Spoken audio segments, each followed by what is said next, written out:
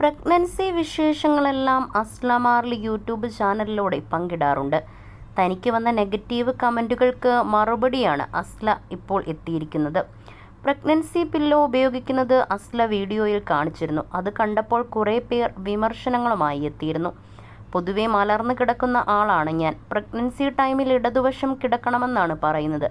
ചെരിഞ്ഞു കിടക്കുന്നത് ഇപ്പോഴും ശരിയായിട്ടില്ല. പ്രഗ്നൻസി പില്ലോ ഉപയോഗിച്ചപ്പോൾ സൈഡ് കിടക്കാൻ പറ്റുന്നുണ്ട്. അതുപോലെ കാലിനൊക്കെ സപ്പോർട്ടുമുണ്ട്.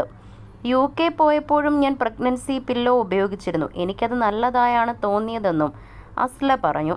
അംജുക്കയുടെ വീട്ടുകാരുമായി എന്തെങ്കിലും പ്രശ്നമുണ്ടോ? പപ്പയും മമ്മിയും കാണാൻ വരാറില്ലേ എന്ന ചോദ്യങ്ങളുമുണ്ടായിരുന്നു. വളകാപ്പ് വീഡിയോയിൽ പോലും അവരെക്കുറിച്ച് ചോദ്യങ്ങളുണ്ടായിരുന്നു. എൻ്റെ ഉപ്പയെയും ഉമ്മയെയും കുറിച്ച് ചോദ്യങ്ങൾ ആരും ചോദിക്കാറില്ല. പപ്പയും മമ്മിയും വളരെ ഹാപ്പിയായി ഞങ്ങളുടെ കൂടെ തന്നെയുണ്ട്. നാട്ടിലായിരുന്നപ്പോൾ ഞാൻ തൃശ്ശൂരായിരുന്നു നിന്നത്. അവർ ട്രിവാൻഡ്രമാണ്. അവിടെ സിസ്റ്റർ പ്രഗ്നൻ്റ് ആണ്. അവളെ വിട്ട് എപ്പോഴും മാറി നിൽക്കാൻ പറ്റില്ല. അവർക്ക് വീഡിയോയിൽ ഞാൻ പൊതുവെ അവരെ കാണിക്കാറില്ല. അംജുക്ക തന്നെ സോഷ്യൽ മീഡിയയിൽ ആക്റ്റീവ് അല്ല. എൻ്റെ ഉപ്പയ്ക്കും ഉമ്മയ്ക്കും കുഴപ്പമില്ല. വീഡിയോ ഇടുന്നതൊന്നും പ്രശ്നമല്ല. അംജുക്കയുടെ പപ്പയും മമ്മിയും അങ്ങനെയല്ല. അവർക്ക് വീഡിയോയിൽ വരുന്നതൊന്നും ഇഷ്ടമല്ല.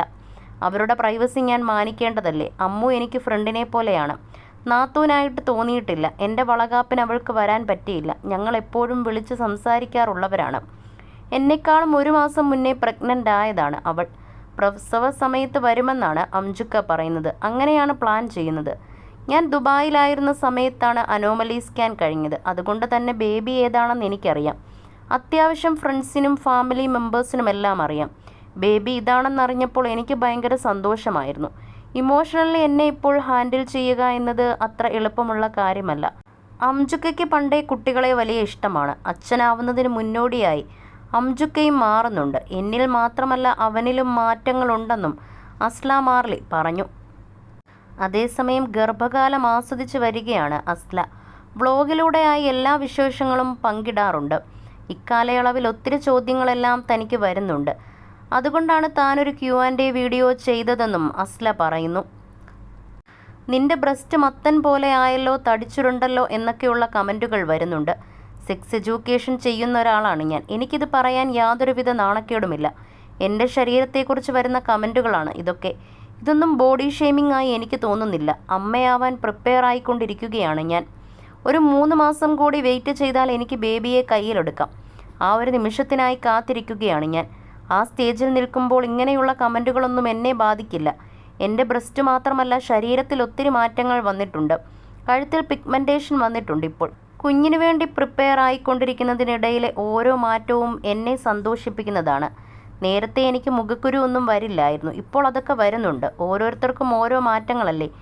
നിങ്ങൾ കാണുന്ന സ്ഥലങ്ങളിൽ മാത്രമല്ല, അല്ലാതെയും മാറ്റങ്ങളുണ്ട്. എൻ്റെ കുഞ്ഞിന് വേണ്ടിയാണല്ലോ എല്ലാം.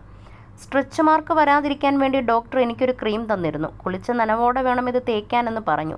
ഇതുവരെ സ്ട്രെച്ച് മാർക്ക് വന്നില്ല. ഇമോഷൻസൊക്കെ എനിക്കിപ്പോൾ മഴ പോലെയാണ്. പെട്ടെന്ന് ദേഷ്യം വരും, അതുപോലെ സ്നേഹവും വരും. ഒരു വിധത്തിൽ മാനേജ് ചെയ്തു പോകുന്നുണ്ട്. ഫുഡ് കഴിക്കുന്നതിൽ പ്രശ്നങ്ങളൊന്നുമില്ല. ഇപ്പോൾ ഇഷ്ടപ്പെട്ടതെല്ലാം കഴിക്കാനാകുന്നുണ്ടെന്നും അസ്ല പറഞ്ഞു. ഈ ഒരു സമയത്ത് ഭർത്താവിൻ്റെ സാന്നിധ്യം ഞാനും ആഗ്രഹിക്കുന്നുണ്ട്. ഓരോരുത്തരുടെയും സാഹചര്യം വ്യത്യസ്തമായിരിക്കുമല്ലോ. പോയി ഭർത്താവിനെ കെട്ടിപ്പിടിച്ച് കിടക്കൂ എന്നുള്ള കമൻറ്റുകൾ വരെ എനിക്ക് വന്നിട്ടുണ്ട്. എനിക്ക് എന്തെങ്കിലും ബുദ്ധിമുട്ട് വരുമ്പോൾ ഡോക്ടറിനെ കണ്ടില്ലെങ്കിൽ ഭ്രാന്ത് വരും. ഞാൻ ടെൻഷനാവും.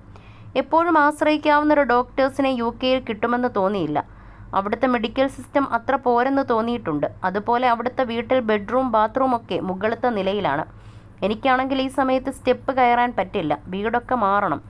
ഇനി അതുവരെ കാത്തിരിക്കാനൊന്നും ഞാൻ നിന്നില്ല. സമയമെടുത്ത് മാറാമല്ലോ. എന്നെ കാണാനായി ഇടയ്ക്ക് അംജുക്ക നാട്ടിലേക്ക് വന്നിരുന്നു.